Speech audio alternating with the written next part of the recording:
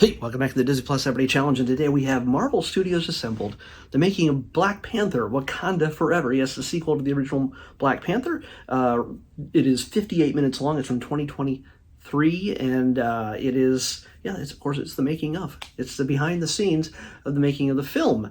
And how do you make a Black Panther film without Black Panther, without Chadwick Boseman, who had passed away in 2020? From the very beginning of this documentary, they kind of address the weight of all of that. I mean, it's not just feeling super depressed about losing Chadwick Boseman. Obviously, we go into the costumes, the sets, the visual effects, the cultures, just everything that goes into making a film like this. The Black Panther films are not exactly just your standard Marvel film where you just jump into it. There's just another guy and he's got a superpower or he's got an armored suit or something. There's so much more built up behind this. There's certain expectations. There's certain cultural reliances that connect to all of it. Now, like I said, from the very beginning, they touch on this, and they don't linger really long. But they start at Comic-Con, and I was in that room that summer when the cast came out. They were premiering the trailer with the cast in attendance. And if you don't know how Comic-Con works when it comes to Hall H is the big studio showcase room with nearly 7,000 people seated or sometimes on their feet a lot of the times whenever someone steps on the stage or something huge happens on screen. It's like a football game where you're literally just the geeks and the nerds are cheering for something that no one else in the world can see. There's an energy in that room that is indescribable. And I've gone to Hall H on a Saturday to see the Marvel panel for most years over the last few decades. And it's a breathtaking experience, especially since Marvel always closes out the Saturday panels in that room. And they never disappoint. In this case, Ryan Coogler and the cast came out on stage and they premiered the trailer. And there's screens throughout the room, but when you're on stage, when you're one of the cast members, and you know which trailer I'm talking about, it shows us gives us our first glimpse at the funeral of T'Challa. And the cast has to sort of sometimes step off the stage and step into the crowd almost. Well, not necessarily in the crowd, but in the sort of area up front a little bit, just so they can get back far enough to see the massive screen that they'd normally be standing in front of. And even just...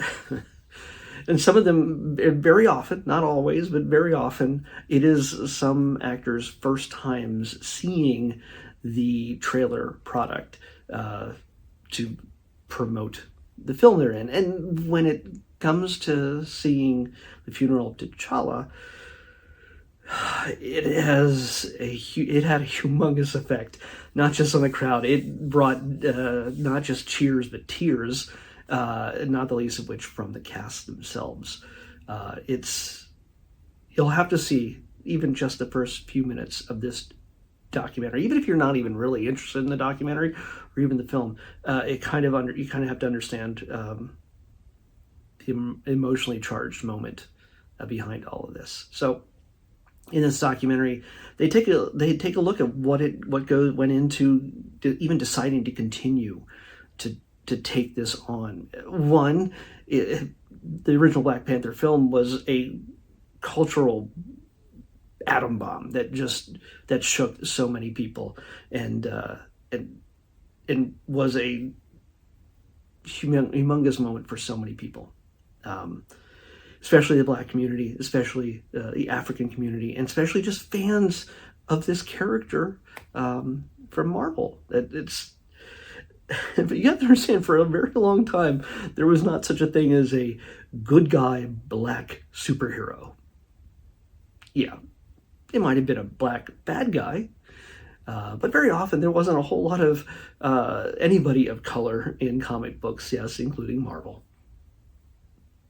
Even women were an anomaly beyond Wonder Woman, and if you know Wonder Woman's origins, well, that wasn't exactly, I don't know if it was necessarily pro-woman.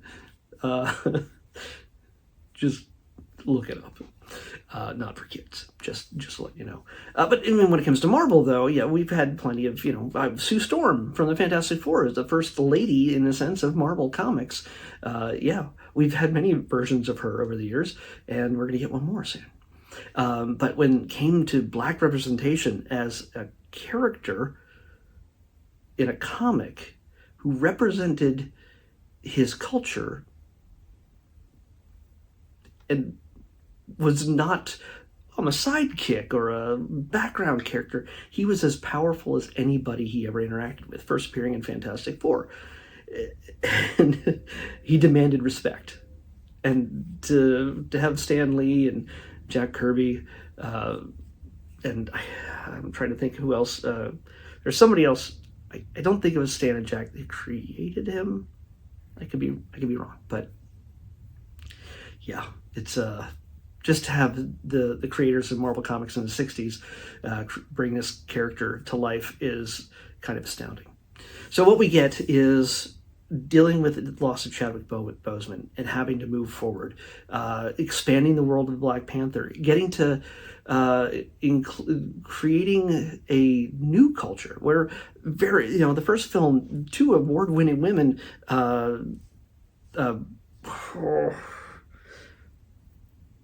Ruth and Hannah, Ruth Carter and Hannah were my brain, I have no notes. This is all from the top of my head. This is everything that's in my head, and unfortunately her last name isn't in there, but both Academy Award winners for the last film. They had to expand their understanding of just not Wakanda, introducing us new cultures, new people, new costumes, new neighborhoods, new parts of Wakanda, but also reaching into the world of the Maya. The Mayan people as the people who disappeared, the culture that literally disappeared. And where did they go in the Marvel Universe? They went under the sea. They become technically Atlanteans. Yes, there's always these mythological histories throughout the world, throughout history, that have talked about, Atlantis, where it was, who they were, what happened to them, and why. Plato, didn't he say a lot of stuff about Socrates? Something like that. There's a lot going on. In this case, though, it was the Mayans that disappeared, and we get our first look at Namor, or Namor.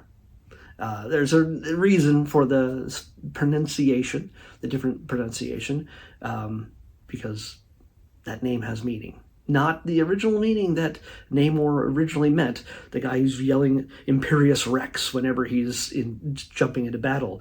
Namor originally was just Roman backwards. I didn't realize that until tonight. Okay, I've been reading comics for a really long time, and I never realized that Namor is just Roman backwards. He's an imperial ruler of a massive kingdom under the sea. So, yeah. But they had to build out what would happen if you took the entire Mayan people and took them into a world underwater and then set them at war against the Wakandans. There's also having to deal with the story of Shuri, introducing Riri Williams as Ironheart. There's so many different things that go into this. It is not just like, hey, Tony's conflicted about something. Oh, Cap has to deal with another Nazi. Or his best friend has somehow been brainwashed by the Russians. Those kind of things are not simple, but they're pretty straightforward. You kind of get the conflict right off the bat. And yeah, it's a simple conflict between nations and between people, and Shuri dealing with loss of her brother, And so soon after losing her father in Captain America Civil War, and just taking the balance between wanting to lash out and seeking revenge, especially, or especially when she feels responsible for T'Challa's death, in the sense that in the most advanced civilization on Earth, she did not have the science, and this woman's a genius. She didn't have the science that would have been enough in time to save her brother. And that's another just level of weight that is pushed upon one of our main characters. But we get to see the women shine in this. Okoye is definitely thrown to the forefront in a lot of this, because she is, you want to see fights, she's going to be the fight. It's Denai Guerrera. So yeah, you know her from The Walking Dead and everything else. It's so weird just talking about this, by the way, since I did the Empower thing like 2 days ago, and it was about women in Black Panther in the world of Wakanda. It's kind of funny that I'm just talking so much about Wakanda in just a period of 3 days. I wonder what we're going to watch next. But yeah, this is the kind of thing. I love these documentaries from Marvel. I love behind the scenes stuff, just seeing how they put it all together, all the just little details and the visual effects and the character moments. And this one, like I said, it just has so much weight, and it could have been fumbled incredibly. Yeah, I know that we all want the actors. Honestly, anybody in this film would have wanted to see T'Challa, would have wanted to see Chadwick at the forefront of this film once again, fighting against Namor. It's if they could have, they would have kept that man from dying, and would have done 15 more films with him probably, if he wanted to.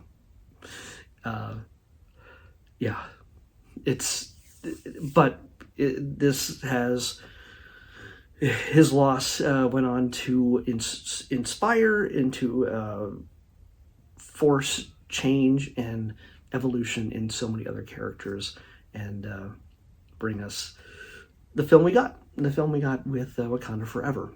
So yeah, we're gonna probably see Shuri again. Spoiler, as a Black Panther. Honestly, why would you be watching me talking about the documentary if you haven't seen the film yet? I love the fact that by the time when this is over, when I watch this, at the very end it says, you might like to watch Wakanda Forever. Yeah.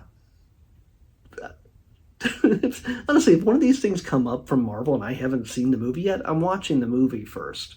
Like I've done for the last few episodes earlier this week, where it was, oh, here's the documentary for this TV show that you've never seen. So I watched the TV show and then watched the documentary. I'm going to do that from now on. It's just the way it is. No more documentaries, and then, unless it's a movie I've already watched. But again, with Marvel, I've watched everything that's been released so far. So there's never a worry that the movie hasn't been selected before I watch the documentary. I've already seen the movie.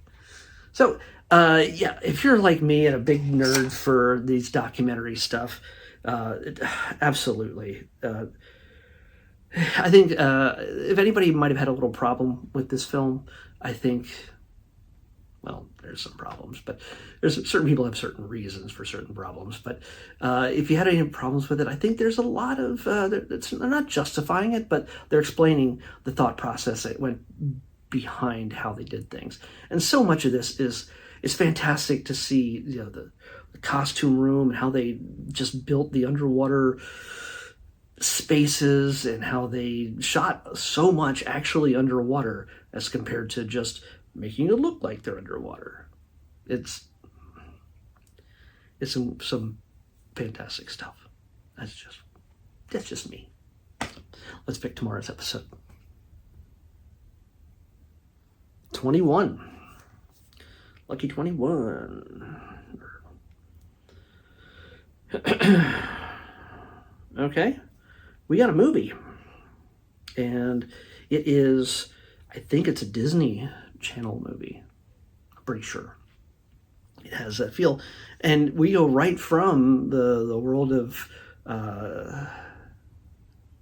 Talocan.